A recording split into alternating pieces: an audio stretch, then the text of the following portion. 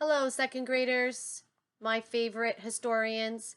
We're back with Ancient Greece Fact Finder. Our chapter today is chapter 4. We're on day 4, so it matches. It's perfect. The culture of ancient Greece. So we learned last time that there's a lot of similarities between ancient Greece and the story that we're reading with Jack and Annie and the vacation under the volcano. They both believed in gods. They both gathered in a central area for like a marketplace, and they both valued their family life. Both countries have similar terrain with very rocky mountains and lots of dry dirt, so they're both able to grow olives that they use for olive oil. So we're going to learn about the culture of ancient Greece. So let's look at this picture to start us off. Ancient Greece is famous for its culture. Culture is the way a group of people think and live and the art they create. Many Greeks were great thinkers, writers, artists, and builders. Others made discoveries in science and medicine. The ideas and works of ancient Greece still inspire us today. Philosophy. Some of the best thinkers in Greece were the philosophers. Philosophers are people who loved wisdom and learning. They were often teachers. I like that one. Socrates was one of the greatest philosophers. He taught people how best to live their lives. Socrates believed that money was not enough to make a person happy. He believed that a good person was a happy person. I agree with Socrates. Anybody else agree? Socrates did not leave any writing behind, but his student Plato wrote down what Socrates said. Plato also became a famous philosopher. He ran a school called the Academy. Philosopher means lover of wisdom in Greek. Science and medicine. The Greeks learned a lot about science and medicine. Greek scientists decided that facts, not myths, explained the way things worked. They studied things like the tides and the stars. The tides is the water, like the current that you come in and out on the ocean. Some scientists even figured out how to predict an eclipse. Others believed the earth was round, not flat. Greek doctors studied the human body to learn how it worked. One famous Greek doctor was Hippocrates. He wrote an oath for doctors. An oath is a strong promise. Most Greeks thought the earth was the center of the universe. Wrong. So here is Hippocrates. Interestingly enough, doctors now take something called the Hippocratic Oath, which means that they have to keep your medical information and your information private from other people. Hippocratic is part of the word Hippocrates. So you see how we talked about some things that happened in ancient Greece are now still held today. Might have changed a few of the letters, but they still hold true today. Ancient Greek doctors promised to do no harm. Doctors still take this oath today. It is called the Hippocratic Oath. I was ahead of that one, right, friends? Greek architects built incredible buildings. An architect is someone who designs buildings. The Parthenon on the Acropolis was one of the greatest buildings ever built. It was the temple of Athena. Greek doctors use herbs and other plants as medicines. So I'm going to show you a picture in a minute of the Parthenon in Athens. Remember the chapter before that we saw this Acropolis on top of the hill and there was this great building? Well, that building is the Parthenon, and it was the temple of Athena. The Lincoln Memorial in Washington, D.C. is very similar. So on this page is the temple that I was telling you about, the Parthenon in Athens. And on this page is the Lincoln Memorial. Look at how similar they are. So thousands of years later, people were following the design of the ancient Greeks. We see a lot of this design maybe in Paterson, New York City, bigger cities that are older, where they have columns like this that are very decorative. A lot of the old public libraries are decorated like that. I'm sure if you drive downtown Paterson, City Hall looks just like that, and they have beautiful decorations all around it. That's architecture, when they build buildings. Drama. Oh, drama. Greeks wrote some of the world's best plays. Drama was popular in ancient Greece. People usually went to plays at festivals. The best writers competed to have their plays performed. Greeks built the first outdoor theaters, and these were called amphitheaters.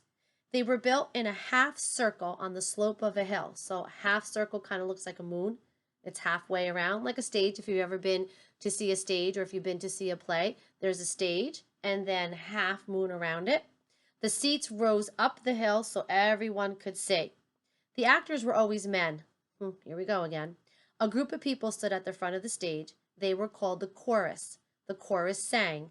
It also told the audience what was happening. Wait, when you sing today, you are the chorus. Think, second graders, back to our holiday performance at the high school that we were at in December.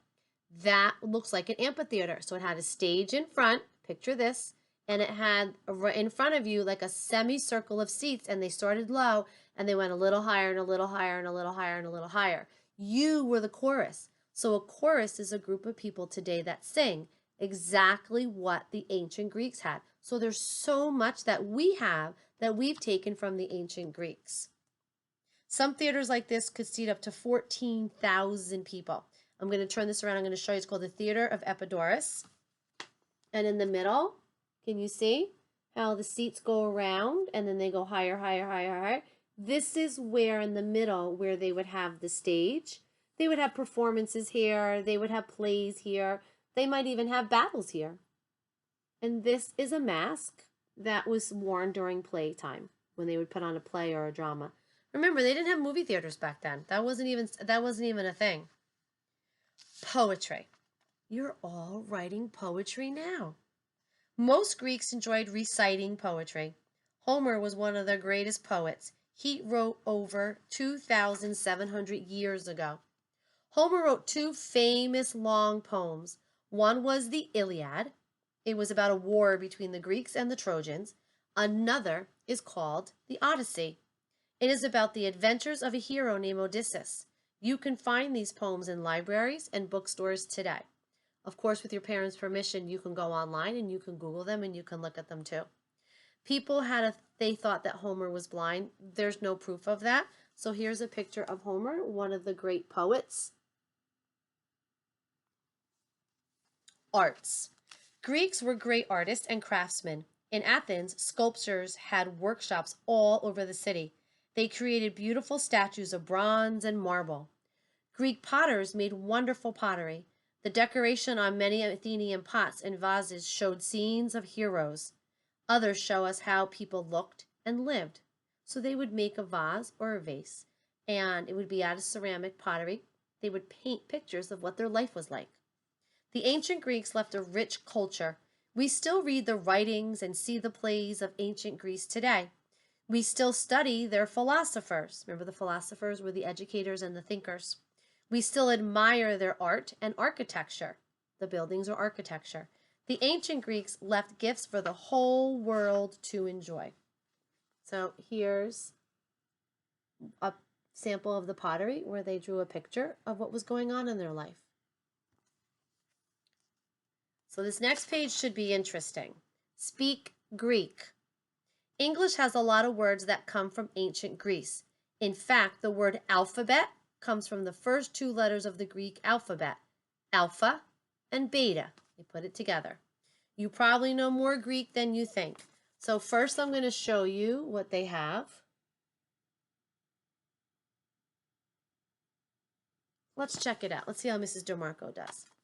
English is anchor, Greek, ankura.